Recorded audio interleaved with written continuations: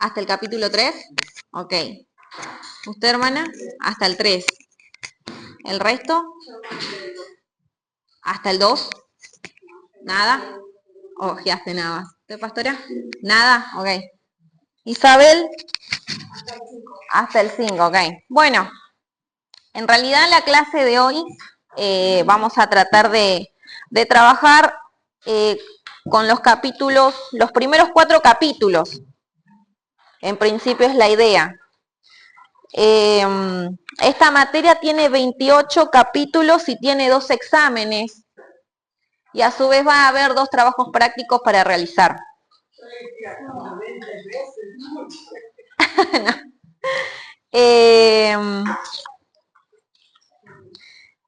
La idea es poder trabajar 4 capítulos por clase, ¿sí? Por ahí los sábados es más provechoso porque, bueno, es presencial, por ahí tenemos más tiempo, se puede abrir como un espacio, ¿no?, de diálogo, de intercambio. Bueno, en el Zoom estamos un poco más limitados porque es más corto el tiempo que tenemos, pero bueno, vamos a tratar de ir por ahí a los puntos más principales. Fíjense, el libro por ahí va a mencionar muchos testimonios, ¿no?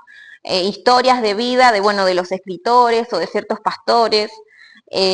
Por ahí en algunos casos los vamos a omitir, en algún otro lo vamos a ver como para, ¿no?, entender a ver de qué se trata, qué es lo que está queriendo decir.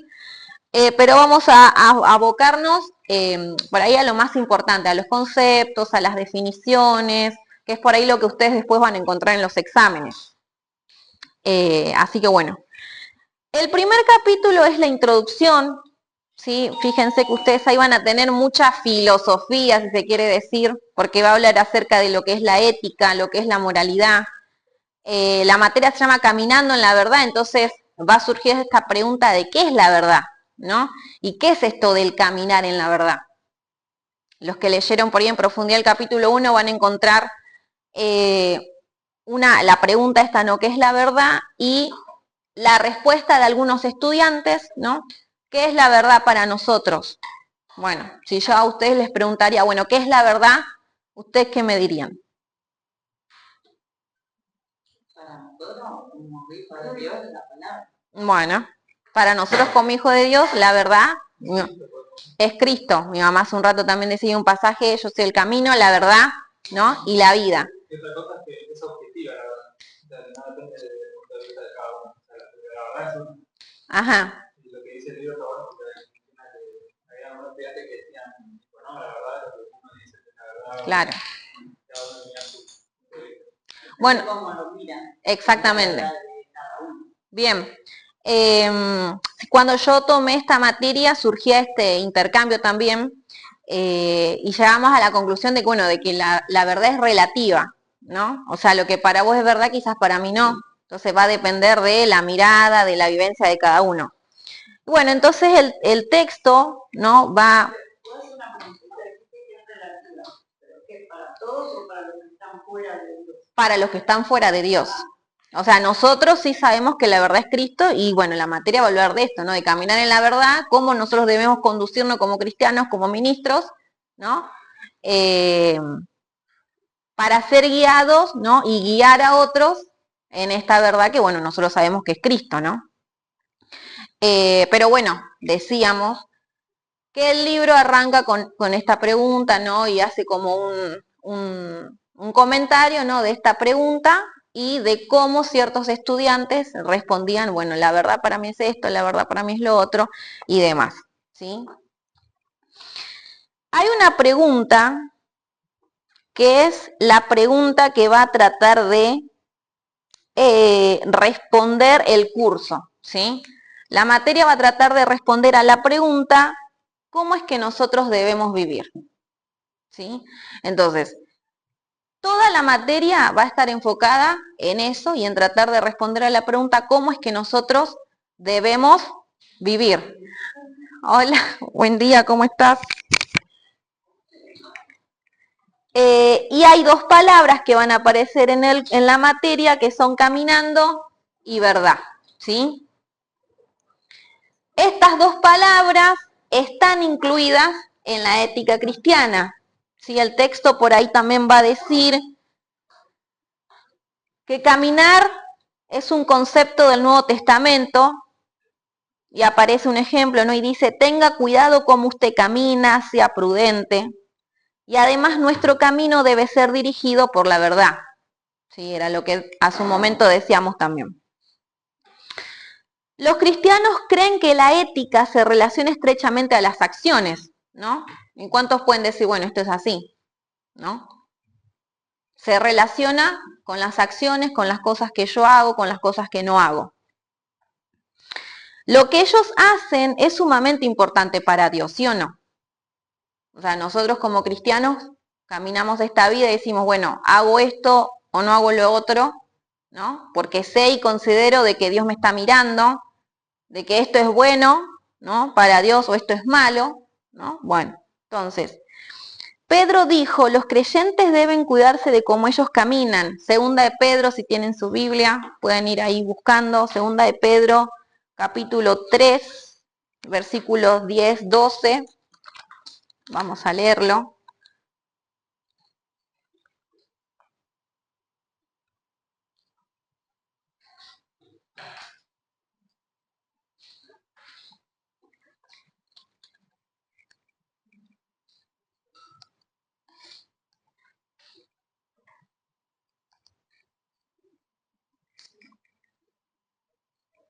Fíjense que ahí dice, segunda de Pedro 3, 10, 12 y siguientes. Pero el día del Señor vendrá como un ladrón. En aquel día los cielos desaparecerán con un estruendo espantoso, los elementos serán destruidos por el fuego y la tierra, con todo lo que hay en ella, será quemada. Ya que todo será destruido de esa manera, ¿no deberían vivir ustedes como Dios manda, siguiendo una conducta intachable? ¿Sí? Hasta ahí, hasta el 12. Entonces la pregunta, ¿no? Yo leí NBI, no sé si ustedes tienen Reina Valera. ¿Qué pregunta tienen en la Reina Valera? ¿Cómo dice? ¿Le leo del día o del 11? Léelo, sí. Pero el día del Señor vendrá como ladrón en la noche, en el cual los cielos pasarán con gran estruendo y los elementos ardiendo serán deshechos, y la tierra y las obras que en ella hay serán quemadas. Puesto que todas estas cosas han de ser deshechas, ¿cómo no debéis vosotros andar en santa y piadosa manera de vivir? Bien, manera de vivir. Entonces, no se supone que nosotros como cristianos vamos a estar caminando sin ningún concepto o sustancia en nuestro caminar. Pablo dijo en Efesios que el caminar del cristiano debe ser guiado por la verdad, ¿sí?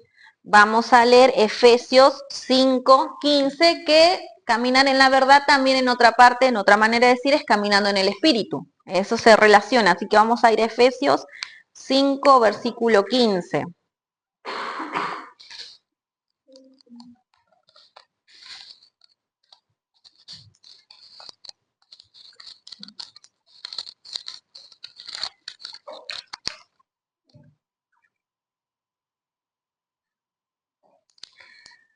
Efesios 5, versículo 15 dice, así que tengan cuidado de su manera de vivir. No vivan como necios, sino como sabios. En la Reina Valera, ¿cómo dice?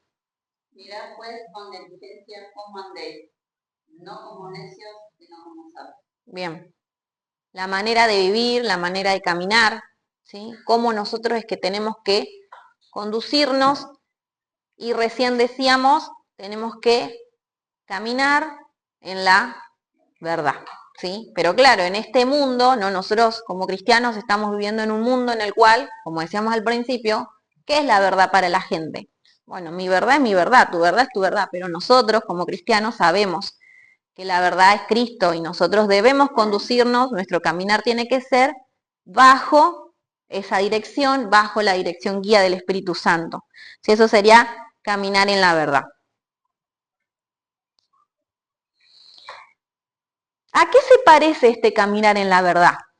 Algunos lo ven como seguir una lista de reglas, ¿no? Eso es lo que hablábamos al principio también. Otros lo ven tan simplemente como escuchar lo que ellos perciben como la voz del Espíritu y correr a donde Él se dirija.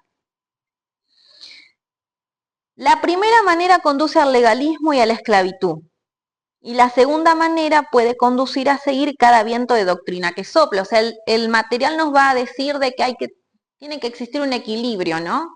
Entre lo que es seguir las reglas, ¿no? Y seguir la voz del Espíritu Santo. Si yo me aboco solo a seguir las reglas, me voy a convertir en un legalista, ¿no? Y si yo digo, estoy escuchando la voz del Espíritu Santo y capaz que no es el Espíritu Santo, o sea, yo me puedo guiar por me está hablando el Espíritu Santo y no nos vamos a saber realmente. Entonces, tiene que haber, nos va a decir el material, un equilibrio, ¿no? Entre estas dos partes. ¿Qué más? Caminar en la verdad va a requerir de una relación con Jesucristo. ¿Sí? Nosotros como creyentes ya sabemos y siempre lo escuchamos, ¿no? ¿Cómo está nuestra relación con Dios? ¿Cómo está nuestra relación con Jesucristo? Nosotros sabemos de que tenemos que tener una comunión con Él, ¿no? No es solamente, como decíamos recién, seguir reglas. Yo me conozco los 10 mandamientos, sé lo que a Dios le gusta, puede estar bien explícito, ¿no? Estas reglas, que después en otro capítulo vamos a hablar de eso también. Pero si yo me aboco solo a seguir las reglas, ¿por qué estoy siguiendo reglas? ¿Porque alguien me está mirando? ¿O porque tan solo me lo enseñaron? ¿Porque nací en la iglesia, entonces tengo que seguir ciertas reglas? Pero ¿cómo está mi relación con Jesucristo? Entonces, habla de esto, ¿no? De un equilibrio. O sea, es importante seguir las reglas, va a decir el material, pero también caminar en la verdad requiere de que yo tenga una verdadera relación con Jesucristo, ¿sí? Eso es importante. Porque a la pregunta esta, ¿no? ¿Qué es esto de seguir a la verdad? ¿O a qué se parece este caminar en la verdad? Bueno, caminar en la verdad requiere entonces una relación con Jesucristo, quien dirige a los hombres y mujeres en el estudio de su palabra y a una posición de escuchar la voz del Espíritu Santo para seguir su dirección. ¿Sí?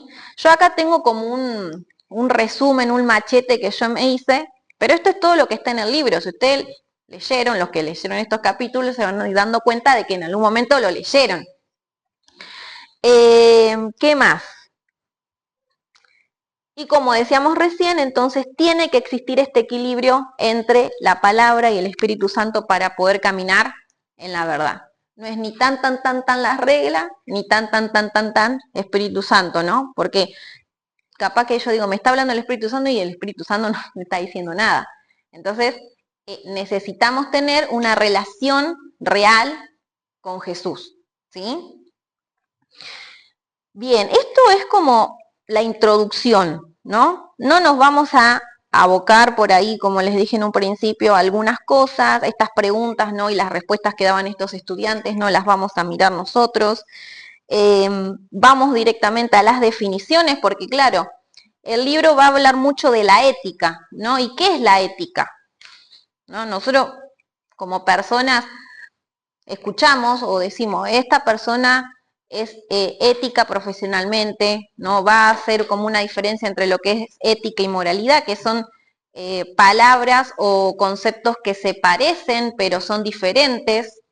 Entonces, ¿qué entendieron ustedes por ética y por moralidad de los que leyeron? O así, lo que ustedes creen, lo que ustedes saben.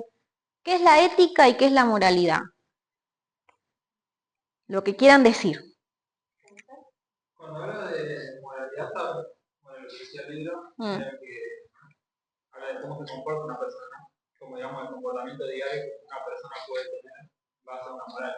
Cuando habla de ética está hablando más de por qué, ¿no? Empieza a cuestionar el por qué nos comportamos de tal o cual manera. Bien. ¿Alguien más?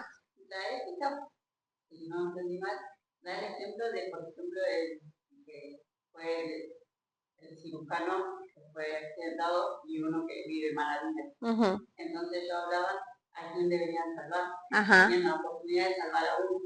Éticamente sería el cirujano porque él va a poder salvar más vidas y el otro no, o sea, tiene como la vida perdida. Claro. Está bien, bueno, es que el libro o sea, trae todos estos ejemplos porque está la pregunta, bueno, ¿cómo es que yo debo vivir? ¿Cómo debo actuar? ¿Qué debo hacer frente a esta situación? Y tengan en cuenta lo que decíamos al principio también, nosotros estamos en un mundo posmoderno, ¿no? Donde para todo fluye, todo es como quieren, cada uno tiene su idea, cada uno tiene su verdad, caminan, ¿no? Y nosotros estamos en este mundo. Sabemos que no somos de este mundo, ¿no? Pero estamos acá, ¿no? Ajá. Cuando habla del tema de Simujano, estaba hablando sobre los distintos tipos de ética, sobre los distintos tipos de corrientes de ética que hay. Había dos tipos grandes y después una se dividía en varios grupos. Sí, la normativa y la no normativa. La normativa hablaba sobre la consecuencia. Sí, sí. Que era la de tipo, los impuestos son las consecuencias, digamos, es como el fin justifica lo que hay. Después tenés la que dice, no, en realidad, o sea, si está mal algo que vas a hacer, no lo tenés que hacer porque está mal. De hecho, está mal, o sea, no es que no, porque va a hacer algo bueno, lo tengo que hacer. Y como que está bueno porque hablaba de todas las formas. Claro. Claro, las distintas ramas de la ética, ¿no? O sea, ustedes en el libro van a ver el árbol, ¿no? De la ética y cómo es que la ética se divide, ¿no? Y dentro de qué rama va a estar la ética cristiana, ¿sí? Esto es solo una introducción. El libro nos presenta o nos da definiciones de lo que es la ética y lo que es la moralidad para luego adentrarse en lo que es la ética cristiana, ¿sí? Que es lo que a nosotros nos interesa básicamente porque ahora estos primeros capítulos son como muy filosóficos, ¿no? Pero bueno, avancemos entonces.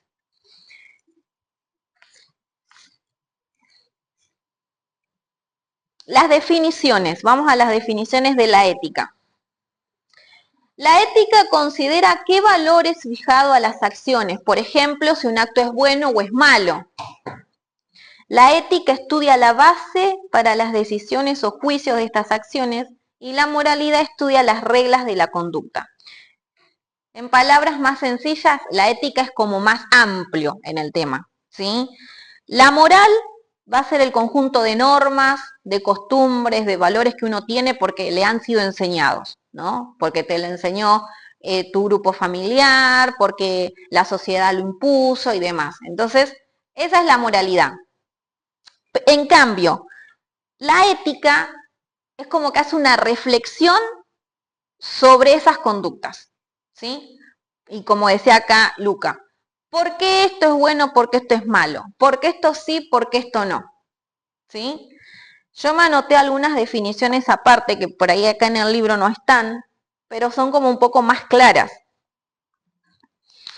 Tener ética es actuar con rectitud, que lo dijiste vos hace un rato, honestidad y responsabilidad basándose en principios morales para distinguir el bien y el mal. La moral es el conjunto de normas, costumbres y valores impuestos por la sociedad o grupo cultural. Y la ética es la reflexión teórica sobre esas normas, buscando justificar racionalmente por qué algo es correcto o incorrecto, ¿sí? Ejemplos. La moral, normas aplicadas en el día a día. Por ejemplo, decir la verdad, ¿sí? Yo digo la verdad porque la moral dicta a que nosotros seamos sinceros. Aunque por ahí la mentira nos beneficie, decir mentira nos beneficie, bueno, tengo que ser sincero, porque la moral es así, ¿no? Me lo enseñaron, me dijeron que tengo que decir la verdad porque mentir es malo. Si ahora yo me pongo a reflexionar frente a esto, ¿no? ¿Por qué debo decir la verdad incluso cuando mentir me beneficia? ¿No? Entonces, la moral, no debo mentir porque me enseñaron que es malo. Y la ética, ¿por qué debo decir la verdad incluso cuando la mentira me beneficia? ¿Sí? Ese es como un ejemplo para poder entenderlo un poquito más. La ética es la reflexión que fundamenta la norma. ¿Sí? Es medio engorroso por ahí leerlo, ¿no? Es un poco complejo, un poco confuso. Pero a nosotros nos interesa saber, como dije hace un momento, en qué rama de la ética va a entrar la ética cristiana, que es a lo que a nosotros nos interesa, ¿sí? Bien. Hola Viviana, buen día. Quiero ver si me anoté alguna otra cosa más en relación a esto.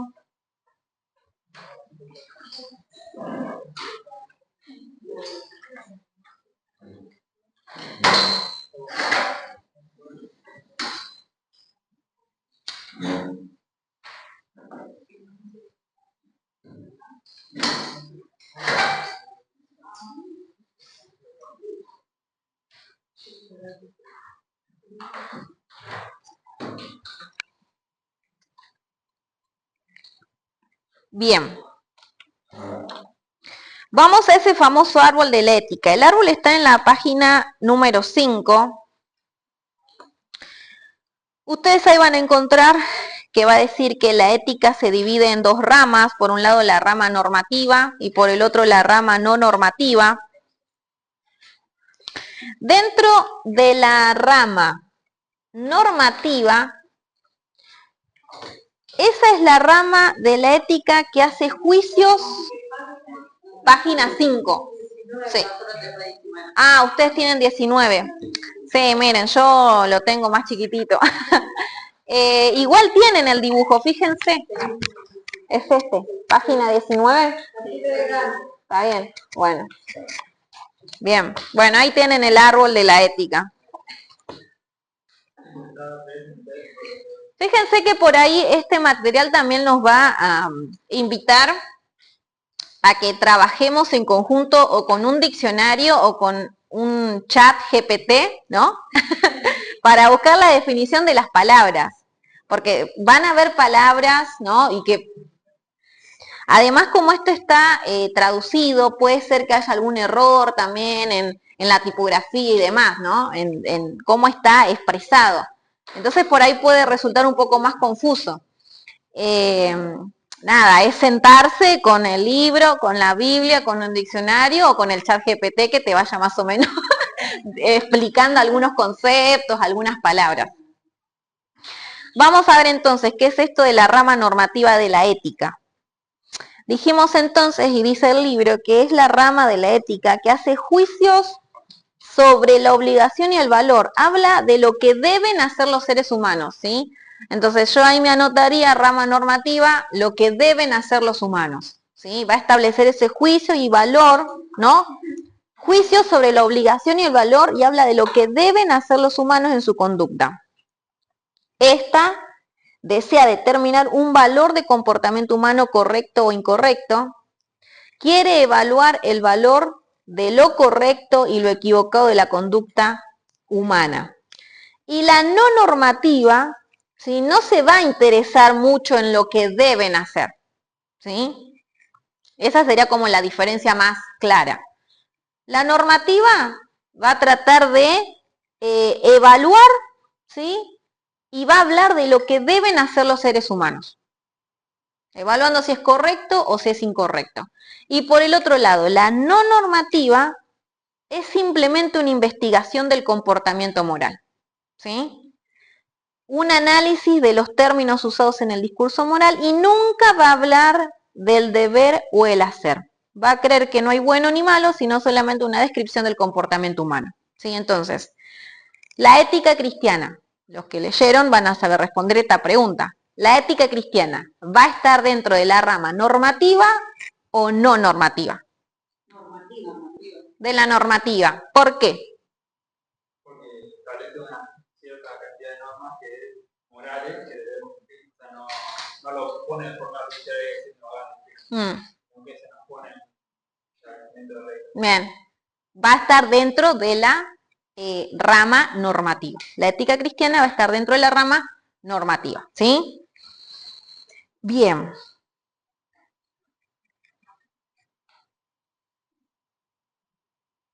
Vamos entonces a las subramas, ¿sí?, de esta rama normativa, y ahí está el consecuencialismo y el no consecuencialismo. Esa palabra me costó un montón. Ay, es difícil, o sea, la tenés que repetir varias veces como para que te salga. Consecuencialismo y no consecuencialismo. Ahí está. ¿Qué va a decir acerca de estas subramas? Dice ahí que el consecuencialismo es la subrama de la ética que dice que la moralidad de las acciones de una persona es encontrar en las consecuencias. ¿Sí? Esto lo habías dicho vos hoy hace un ratito. ¿Sí? Una acción es buena o mala según las consecuencias que produce. ¿Sí? Si yo hago algo y veo la consecuencia, ¿no? Y me dio beneficio, entonces es una acción buena. Se basa en las consecuencias. Va a haber otra que va a los factores, que es la otra. Pero esta va a las consecuencias. Ahora no se me ocurre un ejemplo. Si a ustedes se les ocurre un ejemplo y lo quieren decir... Un buen ejemplo puede ser el de mentir. Cuando decimos una mentira piadosa, decimos asumiendo para tener cierto beneficio porque la consecuencia, entre comillas, va a ser mayor a corto o mediano plazo. Claro, exacto. Y me beneficia a mí en cierto modo, pero como dijiste vos, a corto plazo, porque después la mentira se descubre, ¿no? Entonces, una acción va a ser moral, según esta subrama, de acuerdo a la consecuencia que genere. Por el bien mayor, ¿no? Como, bueno, vamos a hacer un mal menor por un bien mayor, es básicamente algo parecido. Claro.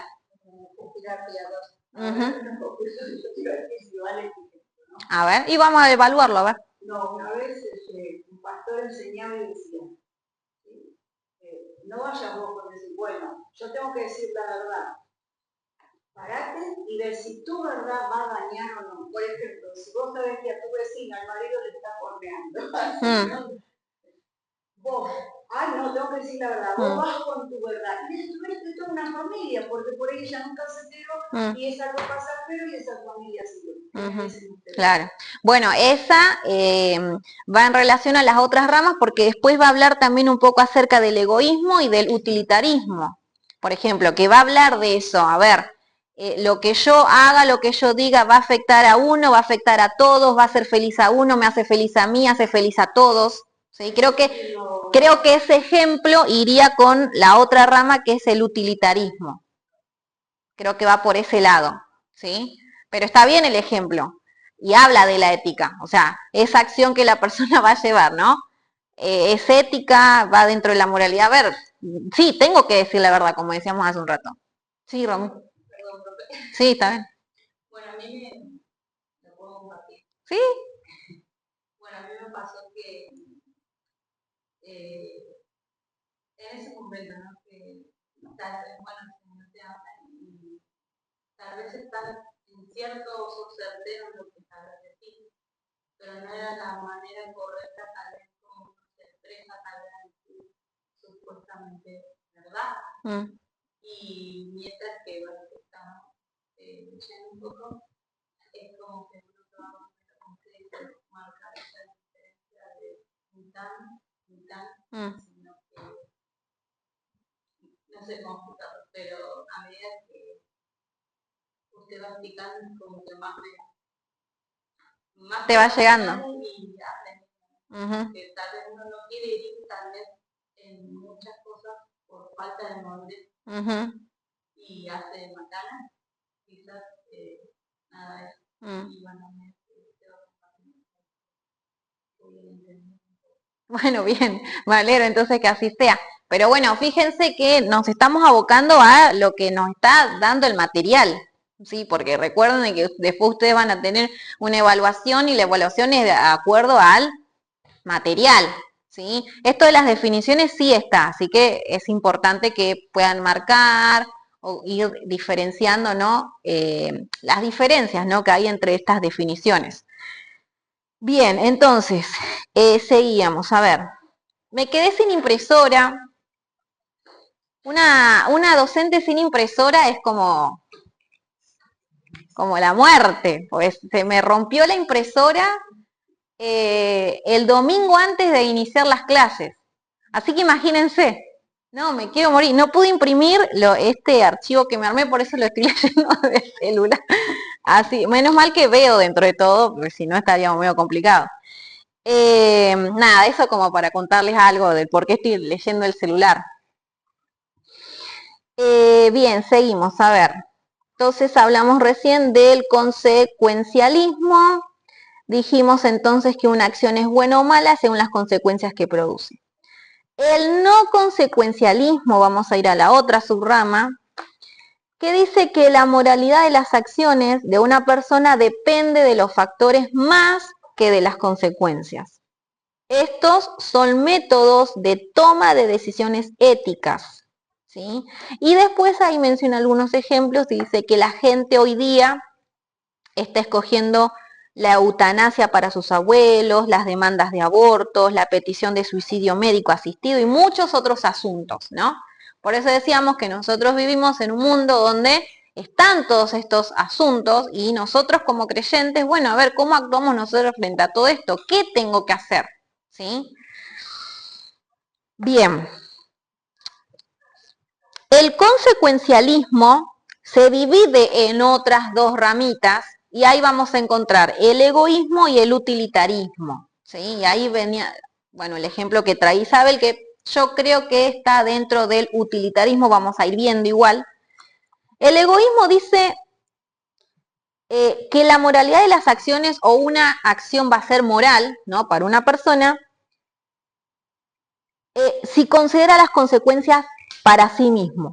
Una acción es moral si beneficia a la persona que lo realiza. ¿Sí? Si me beneficia a mí, es moral. ¿Sí? No me importa el resto. Pero si mientras me beneficia a mí, exactamente. Por eso es que está dentro de esta rama que es egoísmo. ¿Sí? Entonces, si la consecuencia a mí me beneficia, entonces mi acción es moral. ¿Sí? Pero no entraría ahí lo que yo te conté, que yo, en pos de decir la verdad, a mí no me importa dañar al más, sino que yo me quede tranquila. Sería también egoísta. Y claro, también. O sea, es como ahí en el pensamiento, ¿no? Que entra como un, bueno, a ver qué hago.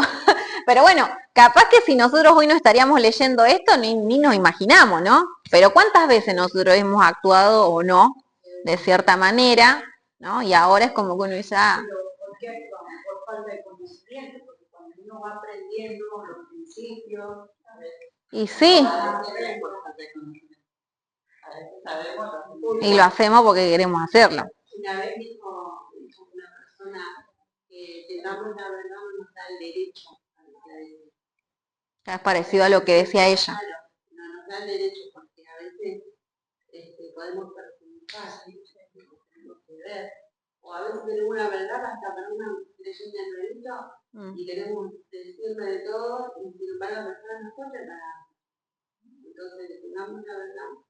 Y también habla, creo que eso también se responde un poco cuando habla de círculo ese. Sí, el concéntrico. Habla diciendo, bueno, primero está la ley o la norma, después está Dios, creo que era. El carácter de Dios, y adentro, el corazón. Lo más cercano está mi relación con Dios.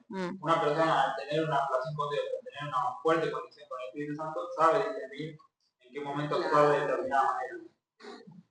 Independientemente de lo que esté pasando en esta situación aquí, hay un montón de realidades. Exacto. Es más, quiero dar algunos ejemplos. Sí, sí, tal cual. Por eso es que, como les decía, es esto la introducción, pero vamos a ir a eso, ¿no? De que va a hablar de que un creyente maduro camina en la verdad. Va a decir por ahí también el material. Va a ser como una distinción entre un cristiano que es adolescente, ¿no? A un cristiano que ya es maduro, ¿no? Que dentro de todo esto que nosotros conversamos, ¿qué tengo que hacer frente a esta situación? Bueno, y la pregunta, ¿qué haría Jesús? ¿No? Que por ahí se vio mucho, yo recuerdo, en los campamentos de jóvenes, la cintita, ¿sí? O la pregunta que uno se tiene que hacer, bueno, estoy frente a esta situación y preguntarme, ¿qué haría Jesús en esta situación? Pero de nada me sirve hacerme esa pregunta si realmente yo no estoy teniendo una relación con Jesús, ¿no? Entonces, es como que el material, ¿no? La materia... Yo no soy Jesús y yo te Claro, pero yo no soy Jesús, así que... Claro, va a hablar de la formación del carácter como cristiano también la materia, ¿no? Que es nosotros sabemos de que es un proceso, no es que somos santos, ¿no? Vamos como camino a esa santidad.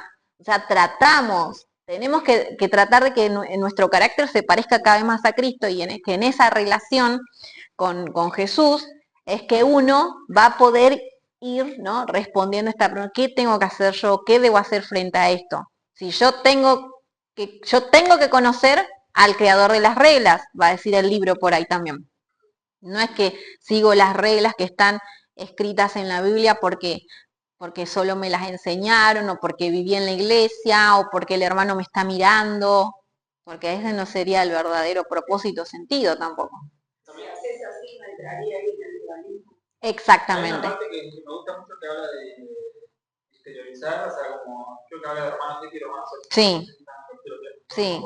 Pero que dice, una cosa es uno que desde afuera exteriorizadamente cumple ciertas reglas, pero no las tiene, digamos, en el interior, ¿no? Y otra cosa es que uno internamente, por el conocimiento de Cristo, ya tiene una forma de vivir, digamos. Esta es la diferencia entre la persona que vive exteriormente y la otra que vive exteriormente. Exactamente, sí. De lo que decía Pablo, ¿no? Bien, sí, es un ejemplo que está bastante bueno. Bien. Bueno, entonces, avancemos. Quedamos entonces con la rama, ¿no?, del egoísmo, que está dentro del consecuencialismo, y ahora vamos al utilitarismo, que dice: es actuar de tal manera que las acciones de una persona produzcan la felicidad más grande o bien para la mayoría de la gente. Una acción es moral si produce el mayor bien o felicidad para la mayor cantidad de personas, ¿no? Entonces, frente a la pregunta, ¿no?, ¿qué debería yo hacer? Lo que más beneficia a la sociedad. Entraría dentro del utilitarismo. Con el egoísmo, ¿qué debería hacer yo? Lo que me beneficia a mí. En el utilitarismo, ¿qué debería hacer yo? Lo que dé más felicidad a la sociedad. ¿Sí? Si se les ocurren ejemplos, los pueden decir. ¿Sí? A mí ahora no se me ocurre ninguno para el utilitarismo, pero acá somos varias mentes, ¿no? que pueden llegar a encontrar un ejemplo para este caso. Bien. Bueno, un ejemplo puede ser, por ejemplo, el gobierno, ¿no?, de la política. Por ejemplo, un ejemplo podría llegar a ser la policía, entre comillas. Porque al fin y al cabo la policía tiene poder de la fuerza para proteger, digamos, a la mayor cantidad de personas. Pero en ese proteger a las personas puede aplicar fuerza y puede, digamos, ser violenta. Pero con el fin de proteger a la ciudadanía, ¿no?, como un conjunto. Creo que se podría hacer un ejemplo de utilitarismo. Sí, podría ser, no sé qué piensa el resto. También podría ser. Poner un jardín en un lugar en un barrio precario y ayudar así a los que viven en ese barrio. Bueno, después va a haber un estudio de caso, ¿no?, en las páginas siguientes. No recuerdo muy bien, pero era algo que tenía que ver con la medicina, ¿no? Cómo es que esta gente conseguía los fondos, ¿no? Entonces, exactamente. El hospital, la fundación conseguía fondos de forma ilícita por medio de... Exactamente. El tema era que sabían. El tema era que ¿qué hacen? Ellos aceptan la plata, después, o sea, siendo la lista gorda, diciendo, bueno, total, esto sirve para ayudar a más personas. Claro. La salud, o decimos, no, denunciamos porque los fondos estos fueron ilícitos. Claro. Entonces, ¿qué hacen? Exactamente. Entonces ahí viene, ¿qué debo hacer yo? Bueno, si me pongo en una postura utilitarista, ¿qué hago? Si me pongo en una postura... Exacto, si me pongo en una posición egoísta, ¿qué hago? ¿No? Entonces, está haciendo como este es el trabajo, ¿no?, que está... Exactamente, sí, es bastante pesado.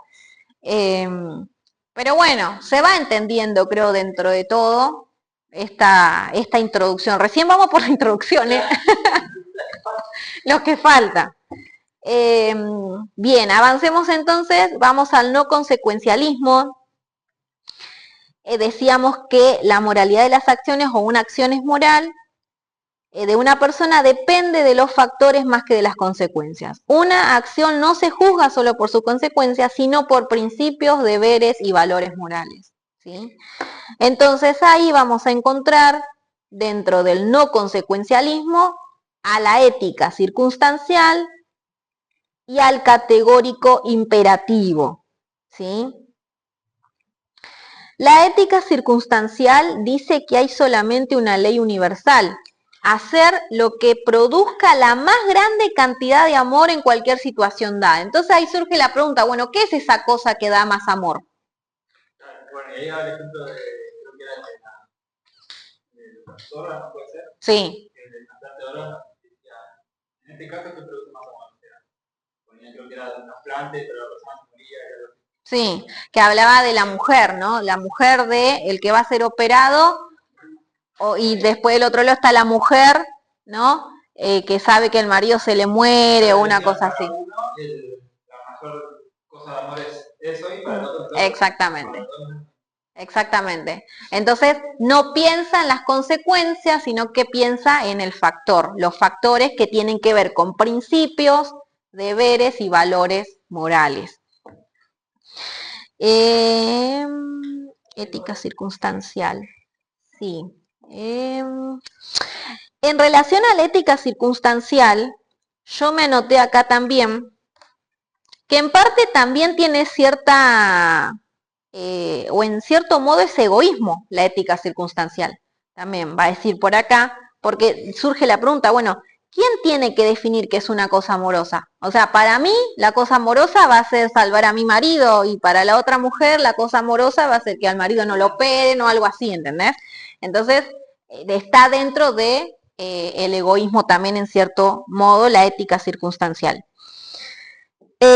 Fíjense, si van ahí leyendo ustedes, el último párrafo del apartado de la ética circunstancial dice: al final, la ética circunstancial se convierte simplemente en otra forma de egoísmo.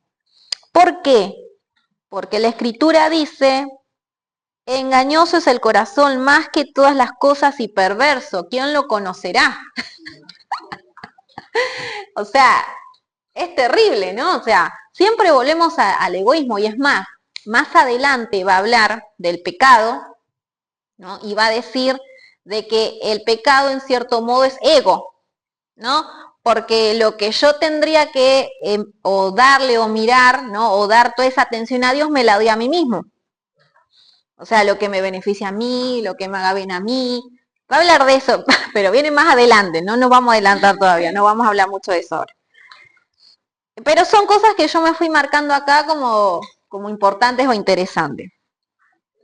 De manera que la motivación de uno, pensando que esta es la cosa más amorosa que puede ser hecha, terminará deformándose. Y bueno, y termina diciendo que la ética circunstancial es el primer miembro en el árbol del no consecuencialismo, ¿sí? Vamos al imperativo categórico ahora. ¿Sí? Vayan ahí ustedes marcándose en el libro o anotándose estas diferencias básicas de estas ramas de la ética. El imperativo categórico, categórico imperativo, es una visión concebida por Immanuel Kant, ¿sí? Por eso les dije que es como muy filosófico esto, ¿no? Dice que todos los seres humanos tienen un deber moral para hacer lo que es correcto, y dice que las personas deben actuar por deber moral, haciendo lo correcto porque es correcto. ¿Sí?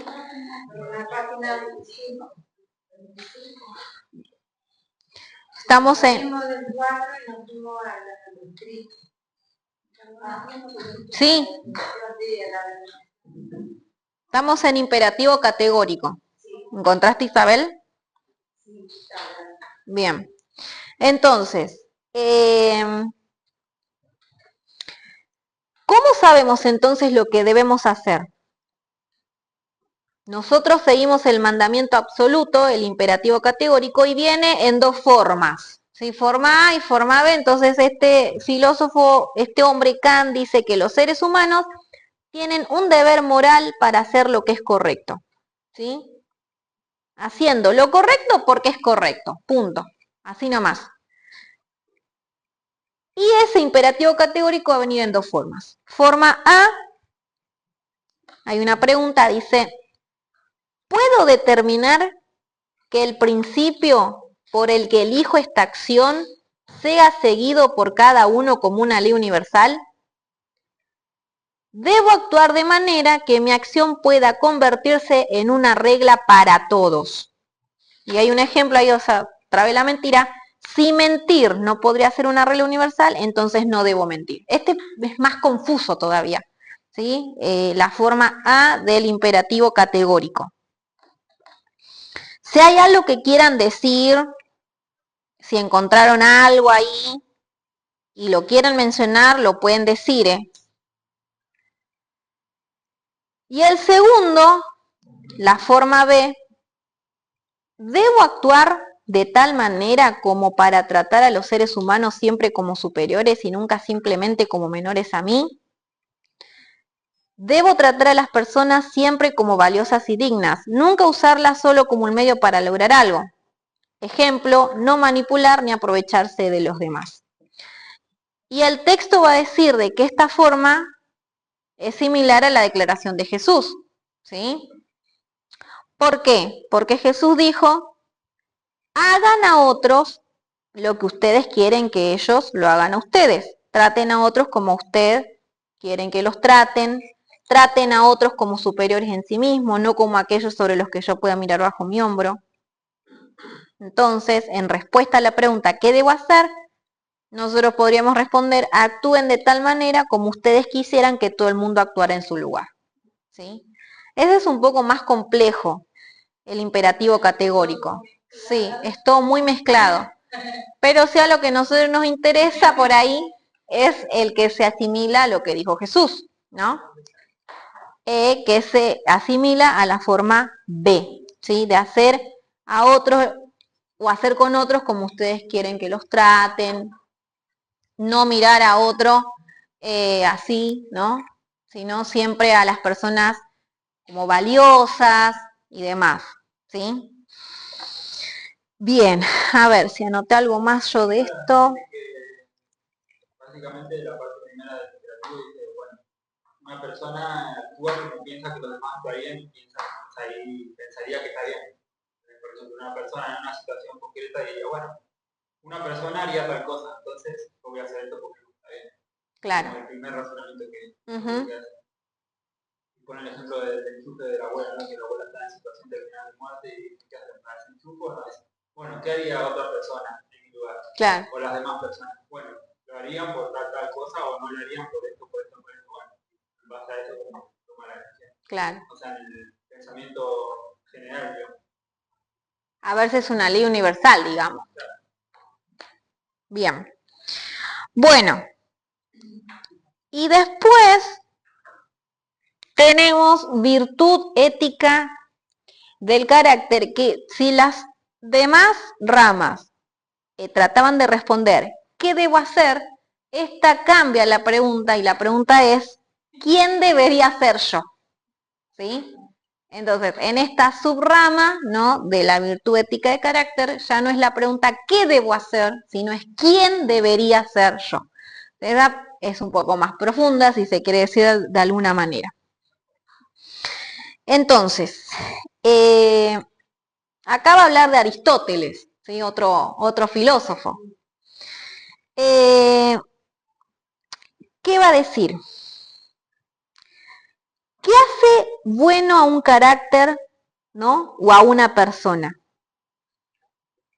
Fuera del carácter moral de una persona viene la acción virtuosa o no virtuosa, por lo tanto, la ética debe enfocarse más en el desarrollo del carácter de una persona. En respuesta a la pregunta, ¿qué debo hacer?, los éticos de virtud dirían, esa es la pregunta incorrecta. ¿Quién debo ser? Es la pregunta correcta.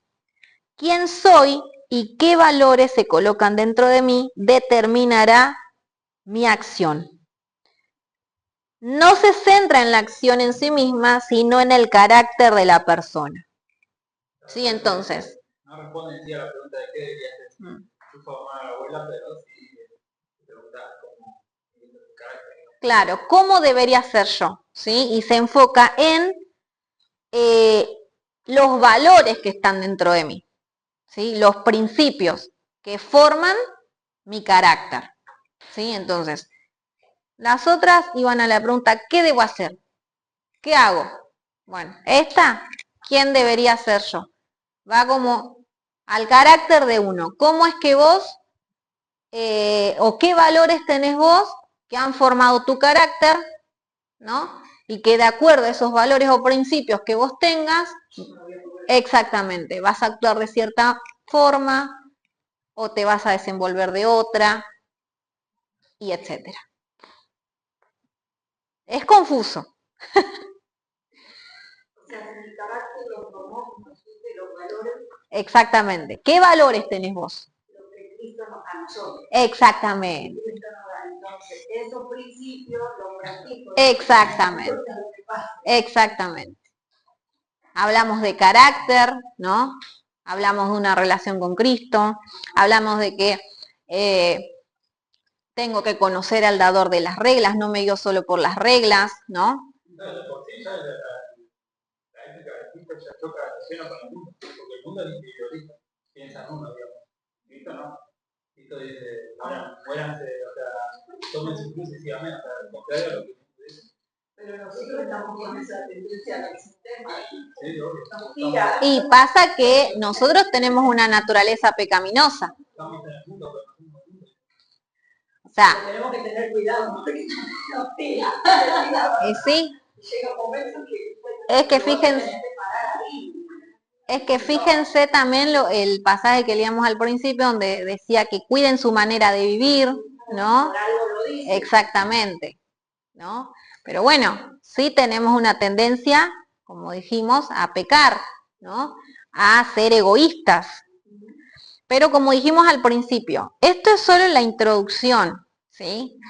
Es porque habla de Aristóteles, habla de Kant, ¿no? Porque para entender más o menos qué es esto de la ética, que va en relación a las acciones que uno tiene que tomar, que tiene que ver con los valores que uno tiene, cómo se maneja, qué hago, qué no hago, ¿sí? Entender esto para después pasar, sí, a lo que realmente nos interesa, ¿sí? Bien. Entonces, en relación a este último punto, cambia la pregunta, ¿qué debo hacer? Sino a qué tipo de persona debo ser. La idea es que si una persona tiene un buen carácter, sus acciones, ¿cómo van a ser? Buenas. ¿Sí? Un escritor dijo, va a decir el libro por ahí también, la ética no debe dar énfasis al hacer, sino al ser. Es muy filosófico, yo les dije, ¿ser o no ser? Sí. Sí, bueno.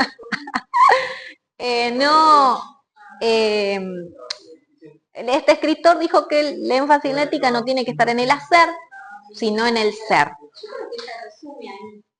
Me parece que está ahí. Está resumido. Sí, y pasa que es la conclusión ya por eso. Sí, sí, sí. Sí. Y a la vuelta de casa hay una familia que no creo que todos roban. ¿Todos roban? Todos. Ah, esa familia. Hasta los hijos, todos, ¿no? Y ahora los hijos. Pero es tan natural. Es un hábito tan natural que para ellos no se puede trabajar. No me robaron. Ellos me robaron a mí. Bueno, para ellos sus acciones son morales, entonces podríamos decir. Pero para ellos, ¿no? También, para ellos. Para ellos también. Porque ya lo vivieron. Claro. Claro, es lo que ellos conocen. No tienen otro. Entonces se basan todo en lo que ellos son. Se quedaron así. Claro, sí, lo normalizaron. Bueno, por eso, sí. O sea, el ejemplo está bueno, ¿no? Porque uno puede ahora pensar y decir, bueno, Es el, una locura, claro, para ellos, ¿no? Que son sus costumbres, que ya fueron impuestas así, vivieron en eso, para ellos es una acción moral, ¿no? Porque es lo que ellos aprendieron, lo que ellos creyeron. Pero ahora en la ética, ¿no? Uno reflexiona sobre esas acciones. A ver, ¿eso es correcto o incorrecto? Nosotros vamos a decir que incorrecto, ¿no? Bueno. Ay, bueno, sí, mamá. Y sí, obvio. Bien, entonces, termina diciendo, no solo debe mirarse en cómo nosotros somos obligados a actuar, sino también en el tipo de seres humanos que nosotros deberíamos ser. ¿Sí? Concluye con eso. Y ahí, bueno, sí está el caso de estudio que nos va a ayudar como a entender un poco más estas ramas, ¿no? De la ética que recién hablábamos, el árbol. Me gustaría leerlo, dice, que es el que vos habías compartido hace un momento, dice, el centro judío, yo estoy en la página, no sé qué página van, 28, bueno, ahí dice, el centro médico judío Long Island en New Hyde Park, New York, perdón mi inglés, no hablo mucho en inglés, puede ser forzado a luchar con su aceptación de donaciones de fuentes bajo investigación para los vínculos al crimen organizado. Recientemente ha donado una unidad de trasplante de médula ósea por 2 millones para niños que tienen leucemia u otros desórdenes de la sangre y tumores. La adición de 4.000 pies cuadrados al hospital se necesita en un área del condado donde solo existe una que otra unidad para servir a una población de más de 6 millones. El nombre de la nueva entidad, sin embargo, es polémico. Unidad y Fundación Médica Científica de Trasplante de Médula Ósea Gambino. El nombre honra a Thomas y Joseph Gambino, hijos del amo del populacho Carlo Gambino. Los hijos han sido citados por los oficiales del Departamento de Justicia como miembros de una poderosa familia de crimen y acusados en cargos delictivos, incluyendo extorsión y en el caso del asesinato de Thomas Gambino. Por décadas los Gambino han sido donadores y recaudadores de fondos para una fundación que ha recolectado más de 12 millones para el centro médico. Un portavoz del hospital mencionó, nosotros estamos en el negocio de salvar vidas, no sustituyéndonos para un proceso judicial apropiado. ¿Sí? Entonces, como decíamos, esta gente, ¿no? Dona, ¿no? A este centro, a este hospital, bueno, joya, pues están ayudando a salvar vidas y demás, pero ¿de dónde viene toda esa plata? Entonces, ¿es aceptable este dinero? Viene la pregunta. Y da como puntitos, ¿no? ¿Cómo un egoísta reaccionaría? ¿Cómo un utilitario, sí, cómo uno de la rama del utilitarismo reaccionaría, ¿no? Y por ahí lo tomaríamos. A veces el milagro viene de mano.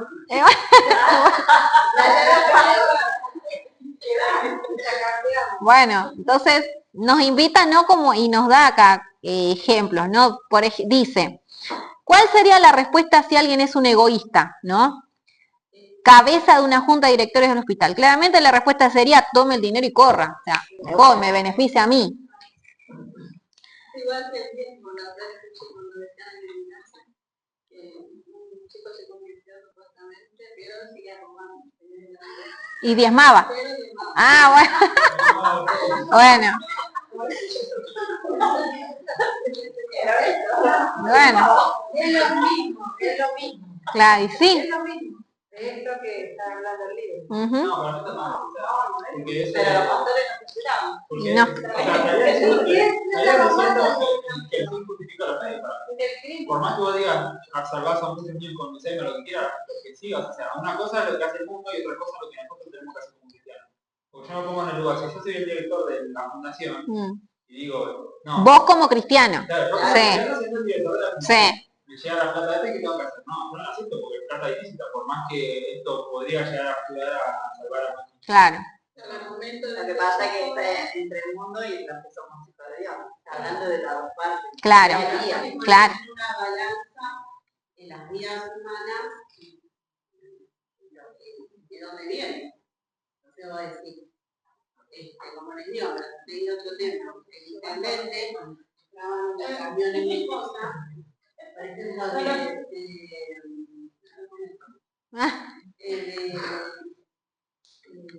el respirador y todo eso que traficaban, Cerrar todo para la mitad, Ujú. ¿viste? Entonces, ¿estaba bien?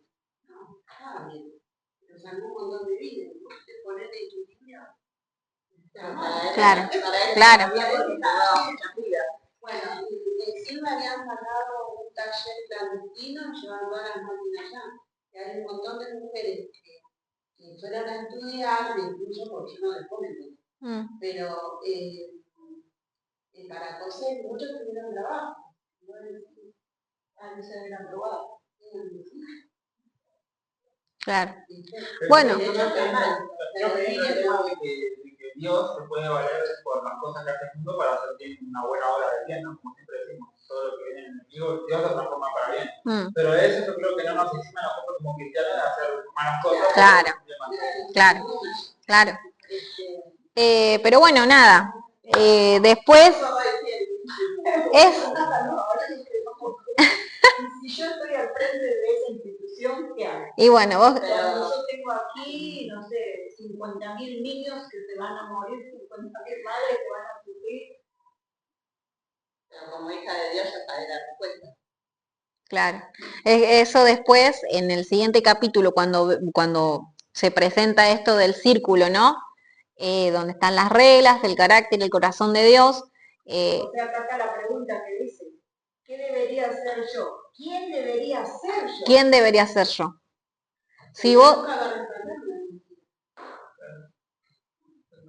Y el tema también es que después de estas personas que te dan algo, siempre te piden algo a cambio. Y no vas a tener una tranquilidad. Ya estás, no estás tranquila con Dios. Esas tan buenas de Dios, los criminales son tan buenos, me dejarían de hacer el crimen. Claro. O sea, Pero Sí. no lo hacen porque son buenos, lo hacen para callar un poco su claro, conciencia. ellos te quieren lavar la cara de su conciencia y decir, no, mira que bueno. ganar el pueblo. Pero entonces le haría fácil, la moral no se negocia, punto. No. Es que aparte, o sea, por ti vivimos en un mundo caído, o sea, la enfermedad no es algo con lo que nacemos. ¿Entendés? Entonces, yo creo que... Pero mirá, seguimos discutiendo, porque Dios está a favor de la muerte y de la vida. No, pero es que me estaba hablando, ¿no? De que poner ella lo que decía de los niños, de que acaba de decir, poner que si se muere, no. Dios es soberano. O sea, si eso llegara a pasar, Cristo murió por nosotros. O sea, el precio que pagó por nosotros, es como que Dios sabía qué pasaría en ese momento. que no podemos tomar la decisión por Dios. Claro. Sí, yo salgo a la reunión, pero por la parte de Dios, Claro. y la responsabilidad de Dios. Eso es cosa de Dios, Claro, entonces ya toma el control Dios, no nosotros podemos hacer trabajo. nosotros tenemos que hacer nuestro mayor esfuerzo de la ética cristiana para mí. Obviamente, uno podría llegar a pensar desde el punto de vista terrenal que haciendo ciertas cosas ilícitas se pueden llegar a Claro. pero Dios nunca dijo eso. Y no. No. Por eso es que habla también en una parte del libro de que por ahí no vamos a encontrar todas las respuestas textuales por ahí, ¿no? En la Biblia, sino que uno al tener, ¿no? Y de conocer realmente a Dios, cómo Dios ve, ¿no? Las cosas, es que uno ya va a tener las respuestas. O sea, la pregunta, ¿qué haría Jesús? Bueno, no me quedo solo con la pregunta, yo tengo que conocer realmente, tengo que tener una relación con Él. Y no vas a tener dudas. Si vos conocés cuáles son los principios de Dios que fundamentan ciertas reglas, ¿no? Ya vas a saber cómo manejarte, ¿no? De eso es que va a hablar la ética cristiana. Como decían los chicos, Dios es soberano, o sea, Dios tiene todo bajo su control. Pero yo si estoy sabiendo de que esa plata está viniendo, o sea, yo como hijo de Dios y estoy bajo los principios de Dios, no la voy a agarrar. Ahora, ¿se morirán los niños? Bueno, ya no corre por mi cuenta. Es Dios el que tiene control, es Dios soberano sobre esos niños, es Dios. Yo... Me viene a la mente ahora Caín y Abel. Dios los juzgó a ellos. Y los dos trajeron la ofrenda, pero uno trajo como del festivo, y el otro trajo lo mejor. Y el que trajo mejor, por el hermano lo mató porque agradó más a Dios. Es como una cosa así, agradamos a Dios o agradamos al mundo. Y es que nosotros no podemos agradar al mundo. No, por eso. Nosotros tenemos que agradar a Dios. Claro. Y sí, es que sí es. Entonces, es mucho para analizar. Es...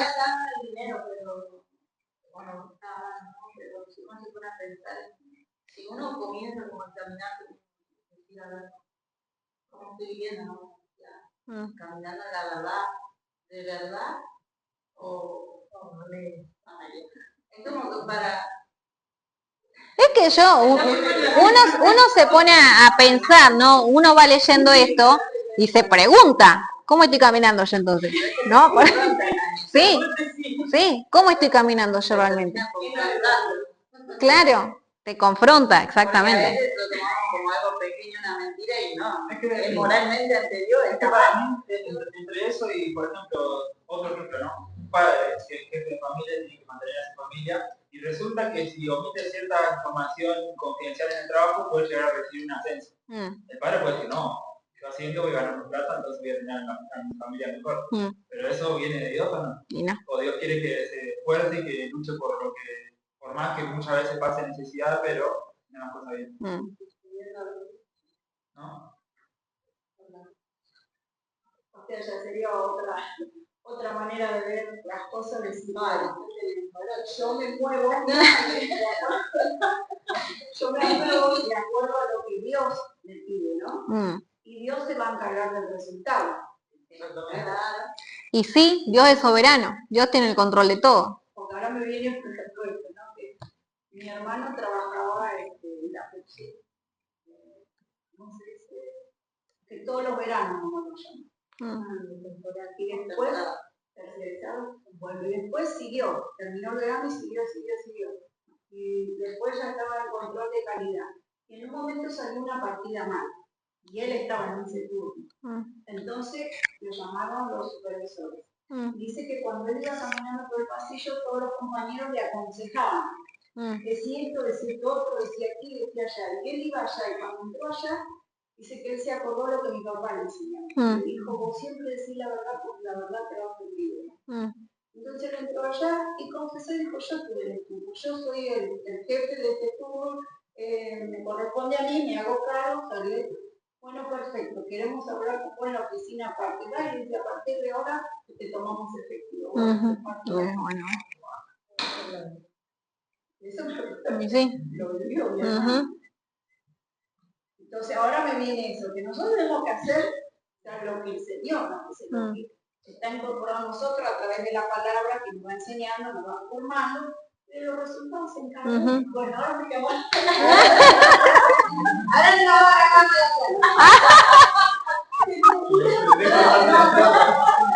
porque a mí me pesa la vida, ¿entendés? Entonces yo por eso cuestiono cualquier palabrita, porque allá afuera la gente te cuestiona todo. No es solamente, no, esto es así, no, le tenés que ir, después te dice otra palabra, y le tenés que explicar, y después te dice otra. Y vos tenés que tratar de ver cómo. Entonces yo por eso pregunto y quiero aprender y quiero saber. Bueno. No, es que hay una parte también que dice esto de que defender, ¿no?, la verdad o seguir caminando en la verdad aunque la verdad sea pisoteada, ¿no? O sea, imagínense los cristianos antiguos, ¿no? Toda la persecución que ellos seguían. Nosotros, gracias a Dios, en persecución no estamos, pero podemos estar perseguidos en estas cuestiones también. Que tienen que ver, claro. Nosotros estamos locos, no es normal. Y no, sí, obvio. Tratemos, ¿no? Claro. Y a veces nos toca quedarnos solos. Y sí. Sí. Uno puede decir, bueno, al final me salió mal, pero no, porque nosotros no somos este mundo, o sea, tenemos nuestra mirada, tiene que estar puesta en las cosas del reino, no en las cosas del reino. Ahí está la diferencia. Exacto. Desde el punto de vista terrenal, cuando ve esos beneficios, como dice acá, ¿no? Exacto. Tener un beneficio, pero ¿qué beneficio es? ¿Es un beneficio de este mundo o es un beneficio para lo eterno? Exacto. Así que bueno, seguimos un poquito más, hasta -4 me dijiste, ¿no? Son casi media. Vamos al capítulo 2, que ahí sí ya arranca con la ética cristiana en el siglo XXI. ¿Qué es la ética cristiana? ¿Sí? Es la pregunta.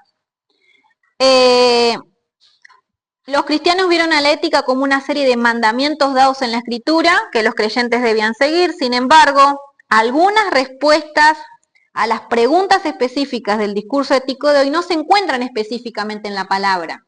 Por ejemplo, ¿se le debe a los científicos permitir clonar a los humanos? O sea, no te dice en la Biblia, sí, no. No vas a encontrar todas las respuestas específicamente. ¿Es correcto tener un segundo hijo cuya médula pueda ayudar a un primer hijo que esté muriendo por leucemia? ¿Qué diremos sobre la pena capital? La ética cristiana necesita ser examinada con dimensiones más profundas, ¿sí? Entonces, no vamos a tener todas las respuestas específicas en la Biblia. Es más profundo el tema, ahí venía lo del círculo, no van a tener ustedes ahí. Y va a hablar de 3 dimensiones en la ética cristiana. En primer lugar, los mandamientos de Dios, que son las reglas, ¿no? Exactamente, explícitamente detalladas, ¿sí? Pasajes más claramente marcados en la Escritura que ofrece la dirección en cómo uno debe comportarse y vivir, ¿no? En cualquier situación dada. Por ejemplo, ¿qué? No matarás, ¿no? No hurtarás, no robarás, ¿sí? No mentirás. O sea, son las reglas, ¿no? Los mandamientos de Dios, que están bien explícitos y que están ahí. Son las reglas. Y después en el segundo círculo tenemos el carácter de Dios, que son los fundamentos para estas reglas, ¿no? Son los principios de Dios. Este círculo nos va a señalar los pasajes de la Escritura que son o proporcionan una base para esas reglas. Ellos son los principios de Dios, más que las reglas. Y hay un ejemplo. No hay ninguna prohibición claramente indicada en contra de los juegos de azar en la Escritura, por ejemplo. Los juegos de azar. No te dicen, ¿no? Pero bueno. Claro, no te dice en la Biblia eso. Claro. Mandamiento número 12, no apostarás. Bueno, no está explícitamente eso. Entonces nosotros tenemos que ir a los principios. ¿Va a requerir de una búsqueda en la Biblia? ¿Va a requerir de una relación con Dios para seguir su guía? Sí. Me viene a memoria cuando entré a la iglesia, cuando una hermana me predicó, no me llevó. Estuvo un tiempo y ella jugaba a la quiniela y decía que era para darle alimento a los chicos de la escuelita. Y yo siendo que recién entraba a la iglesia decía, para mí no está bien. Pero con el tiempo, pero nunca le dije nada ni... Claro. Creo que después no la vi más, pero ella decía que ella con esto le hacía los alimentos para los chicos de la escuelita. Claro. Con lo que ganaba la quiniela. ¿Cuántos ejemplos? No, bueno, pero nosotros... Claro que yo recién entraba y ya me estaba enseñando mal. Claro. Claro, porque a mí nunca me gustó jugar ningún juego de azar. Sí. Ahora decía, la mano derecha porque también el primer día que entré. Pero a veces uno cuando recién arranca con el tema de las cosas de Dios, a veces piensa que lo malo es bueno, porque ayudar al otro. Claro. Porque ella pensaba que estaba haciendo bien. Claro. Que Dios le hacía ganar la quiniela. Claro. Que Dios la bendecía desde ese lado. Claro, pero bueno, la gente que no conoce a Dios, ni no camina a Dios, siempre dice que Dios me ayude. Sí. Voy a trabajar. Sí. Claro. Bueno, por eso es que esta gente no tiene a Cristo en su vida, por lo tanto no conoce los principios, ¿no? Y como en la Biblia quizás no le dice no jugar a juegos de azar, ¿no? No lo toman. Por ejemplo, en la parte de María de Bretaña, de romper el vestido en el perfume, no sé, Jesús, ¿no? Y lo esparce. Ese perfume en realidad es 300 denarios, porque ganaba una persona en año. Y ahí Judas dice, pero si se vendía esa plata, podría haberse ayudado al niño pobre. Sí. Verdad, no le gustaba, tenía razón en ese sentido. Pero estaba viendo desde el terrenal. Jesús le dice, no, porque vos no estás entendiendo lo que esto significa. Claro. Lo que va a venir ahora. Ahí está como la diferencia entre pensamiento de terrenal de decir, sí, podría haber ayudado a muchos niños pobres, haber metido sus perfumes. Pero no era lo que había que hacer. Claro. Está bien. Bien. Bueno, entonces, seguíamos. Decíamos entonces, no hay ninguna prohibición claramente indicada en contra de los juegos de azar en la Escritura como lo hay en contra del sexo premarital. Pero hay principios que hablan sobre el asunto del juego muy claramente. Además, el fruto del Espíritu produce en el creyente el carácter de Cristo más allá de seguir simplemente las reglas. Los creyentes desarrollan el carácter de Cristo dentro de ellos, sabiendo lo que Cristo haría en cualquier situación dada. ¿Sí? Entonces, nosotros ahora podemos decir, no, esa señora estaba haciendo mal. Pero bueno, ¿por qué estamos diciendo eso? Porque en nosotros está desarrollándose el carácter de Cristo y nosotros diríamos, Jesús no haría eso. Pero porque conocemos a Jesús. ¿Sí? No nos estamos guiando solamente por una regla, porque en la Biblia no dice como regla no jugarás. ¿Y por qué nosotros decimos que está mal jugar al azar? O sea, el carácter de Cristo, o sea, tenemos los principios de Cristo en nuestra vida, ¿no? Esta persona en su momento no. Entonces, nosotros lo que tenemos que hacer es que ese carácter de Cristo siga creciendo aún más. ¿Sí? No sirve de nada solo hacerse la pregunta esta, ¿no? ¿Qué haría Jesús en esta situación? Si no hay una verdadera relación con él. Vamos a leer Gálatas, ¿sí? Gálatas capítulo 2.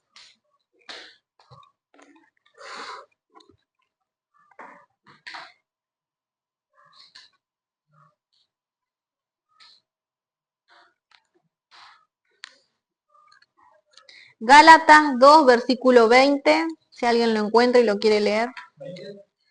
Versículo 20, 2:20, ¿qué dice ahí? Por Cristo estoy juntamente crucificado y ya no vivo yo, mas vive Cristo en mí.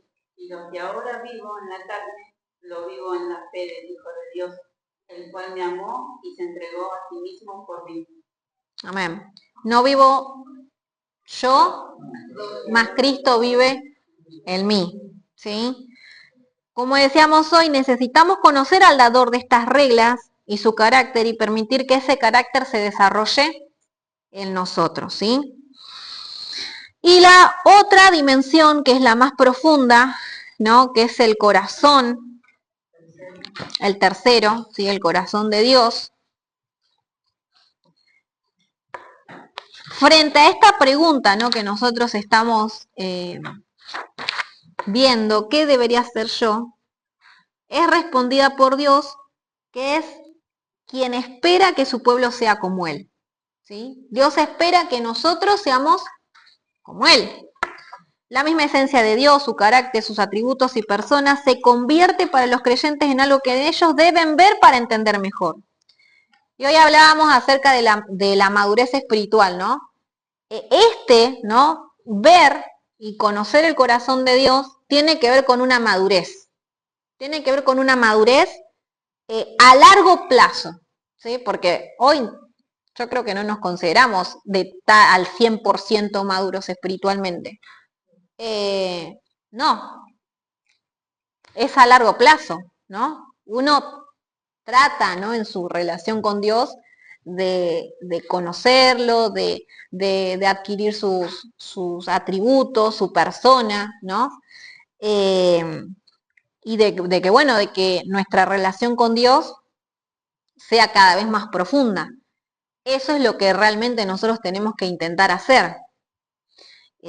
Para realmente ver como Dios ve las cosas. ¿Sí? Que nosotros no somos Dios, nunca vamos a ser Dios. Pero tratamos, ¿no? En nuestra relación con Él de tratar de ver las cosas como Él las ve. ¿Sí?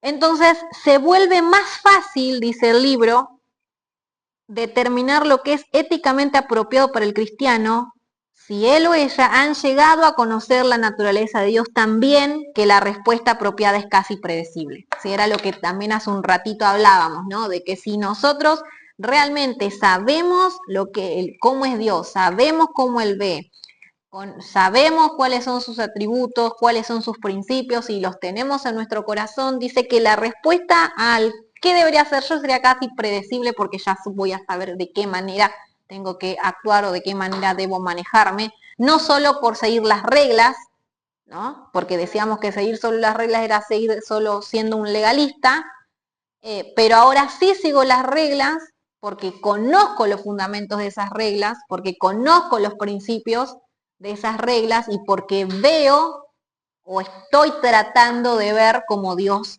ve. Después hay otra pregunta. ¿Qué tiene que hacer el ver o la visión con la ética? Y habla de Pablo, ¿no? Y menciona el libro de Efesios 4, si tienen ahí para buscar. Efesios 4, versículo 17, que Pablo habla acerca de la mente, que cómo está la mente. Dice que está oscurecida por el pecado, ¿no? En Efesios 4, 17, y endurecida contra Dios. Pero una vez que los ojos de nuestro corazón se hayan aclarado, podemos ver nítidamente el camino a seguir porque estamos en participación con Dios. Efesios 1, 18.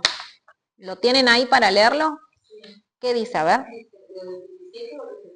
El que tengas. ¿Tenés Efesios 4, 17? Sí. Bueno, sí, léelo.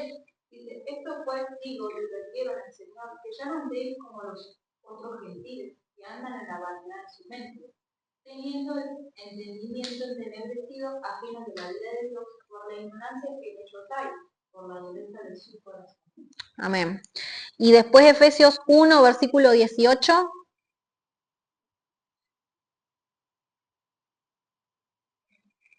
Alumbrando los ojos de vuestro entendimiento para que sepáis cuál es la esperanza a que Él os llamó y cuáles las riquezas de la gloria de su herencia en los santos.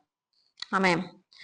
Entonces, una vez que somos alumbrados por Cristo es que nosotros podemos ver nítidamente, ¿no? Por eso es que decía, ¿qué tiene que ver o qué tiene que hacer el ver o la visión con la ética? Bueno, por el pecado nuestra mente está oscurecida, no vemos, ¿no? Pero una vez que somos alumbrados por Cristo es que podemos, ¿no? Ver con los ojos del corazón, dice, ¿no? ¿Qué es, ¿no? Lo correcto o ver cómo Dios ve. Si andamos en la luz como Él está en luz, tenemos comunión unos con otros y la sangre de Jesucristo, su Hijo, nos limpia de todo pecado, ¿sí? Si andamos en la luz, ¿no? Si andamos en la luz, porque puede que yo esté en la iglesia, pero realmente no estoy andando en la luz, entonces no voy a estar limpio de todo pecado. 1 Juan 1:7. Entonces, para caminar en la verdad una persona debe venir a ver las cosas diferentemente, es decir, ver las cosas como Dios las ve. Y ahí volvemos a la pregunta. Entonces, ¿estamos caminando en la verdad o medio que vamos, intentamos, queremos o estamos yendo por otro lado? ¿Sí? ¿El seguir las reglas es importante? Sí, sí que es importante. Pero si eso es todo lo que nosotros hacemos, verdaderamente nunca habremos crecido en Cristo. Y está el ejemplo del adolescente, no sé si lo vieron por ahí, yo la tengo en... Después del círculo este del que estábamos hablando. Cuando él hace las cosas bien, porque los padres están mirándolo y dentro del colegio se comporta de otra forma. Exacto. Entonces, uno como cristiano no maduro, podríamos llegar a decir que, bueno, ¿conozco las reglas? Sí, las respeto, ¿no? Porque me están viendo, pero después cuando nadie me ve, pero sí sé de que Dios me está mirando, ¿no? Hago lo que... ¿Se entiende? Entonces, por eso habla de una madurez. El verdadero cristiano maduro es el que realmente camina en la verdad, porque entiende todas estas cuestiones, ¿sí? A ver si podemos decir algo más. Sí, vamos a terminarlo porque no falta casi nada.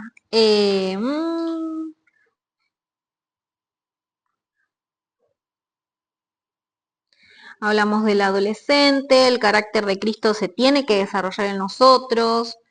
tenemos que tratar de ver el corazón de Dios y conocer sus principios. Y ahí aparece lo de Romanos 7, que lo había mencionado Luca.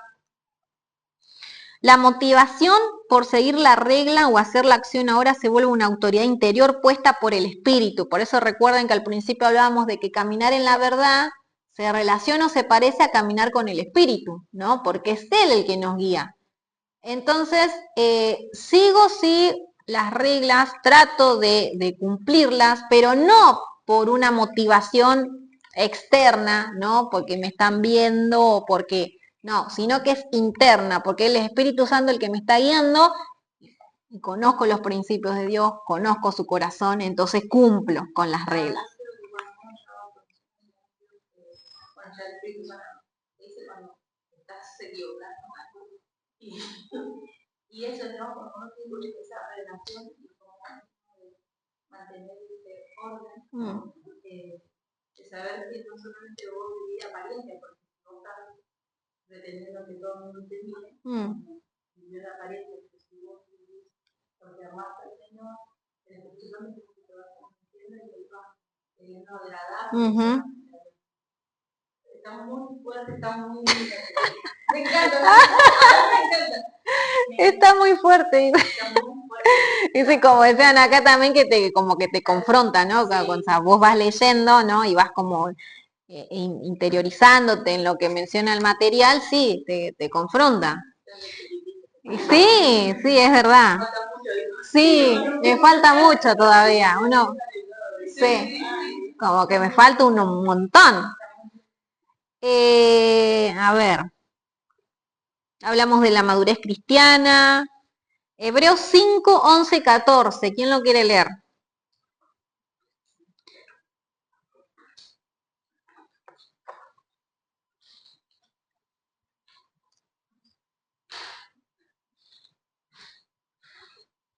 Hay una hermana que decía que cada vez que aprendíamos algo nuevo o reflexionábamos en algo, decía, estamos en pañales, es verdad. Bueno, pero fíjense lo que dice ahí. ¿Quién lo va a leer? Dice, pero el alimento sólido es para los que han alcanzado madurez, para los que por el uso tienen los sentidos ejercitados en el discernimiento del bien y del mal. Pero está bueno porque dice, para los que por el uso tienen los sentidos ejercitados en el discernimiento del bien. Es como que ejercitados. En relación a esto, ¿no? Este pasaje es crucial para entender la ética cristiana. Solo madurando los cristianos pueden caminar realmente en la verdad. La ética cristiana no es solo regla, sino relación. Caminando en la verdad es otra manera de decir caminando en el Espíritu. Vos leíste Hebreos 5, versículo 11, ¿no? No, el 14. No, Hebreos 5, versículos 11 al 14. ¿Qué dice ahí? Sí. Acerca de esto tenemos mucho que decir y difícil de explicar, por cuanto os habéis exhortado para oír, porque habiendo ser ya maestros, después de tanto tiempo tenéis necesidad de que os vuelvan a enseñar cuáles son los primeros rudimentos de la palabra de Dios. Y habéis llegado a ser tales que tenéis necesidad de leche y no de alimento sólido. Y todo aquel que participa de la leche es inexperto en la palabra de justicia, porque es niño. Pero el alimento sólido es para los que han alcanzado madurez, para los que por el uso tienen los sentidos ejercitados en el discernimiento del bien y del mal. Ahí está. Está hablando, bueno, de esto, ¿no? De que ella les hablaba a los maestros, ¿no? De que cómo es posible de que estaban enseñando y todavía no pueden comer alimento sólido y tienen que estar tomando leche porque todavía no entendieron nada, ¿no? Entonces, por eso es que habla de la madurez, ¿no? De que éticamente cristiano o uno que camina en la verdad es porque está maduro, ¿no? Es un creyente maduro, ¿sí? ¿Qué más? A ver. La ética cristiana comienza con la transformación personal, el poder del Espíritu Santo cambiando a las personas de quienes eran a quienes Él quiere que sean, ¿sí? Bien. Vamos a dejarlo hasta ahí, después vamos a avanzar con lo que se menciona acerca del pecado, ¿sí? Que es poquito, no es mucho ya, pero vamos a hacer un recreo, ¿sí? Así que ahí tienen para servirse, cortamos un ratito y después seguimos, ¿sí? Y recién vamos por el capítulo 2, ¿eh? Está muy fuerte.